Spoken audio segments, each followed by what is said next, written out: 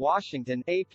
The Biden administration is marking the 4-year anniversary of the detention in Russia of American businessman Paul Whelan, whose continued imprisonment is one of several major irritants in tattered relations between Washington and Moscow.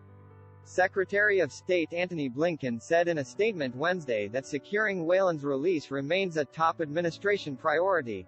U.S. officials had hoped to include Whelan in a prisoner swap earlier this month in which they traded detained WNBA star Brittany Griner for a convicted Russian arms dealer, Viktor Bout.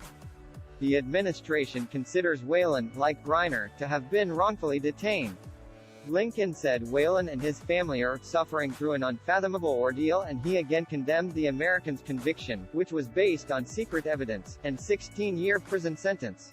His detention remains unacceptable, and we continue to press for his immediate release at every opportunity, Blinken said. Our efforts to secure Paul's release will not cease until he is back home with his family where he belongs. Whelan, a Michigan corporate security executive, is jailed in Russia on espionage charges that his family and the U.S. government have said are baseless.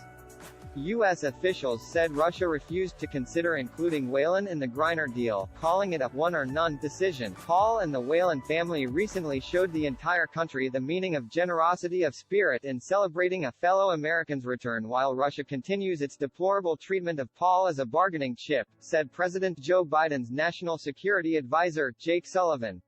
The Whelan family supported the exchange that freed Griner, but expressed fears that Whelan would not be released for years. His brother, David Whelan, said when the swap was announced, "I think we all realize that the math is not going to work out for Paul to come home anytime soon, unless the U.S. government is able to find concessions."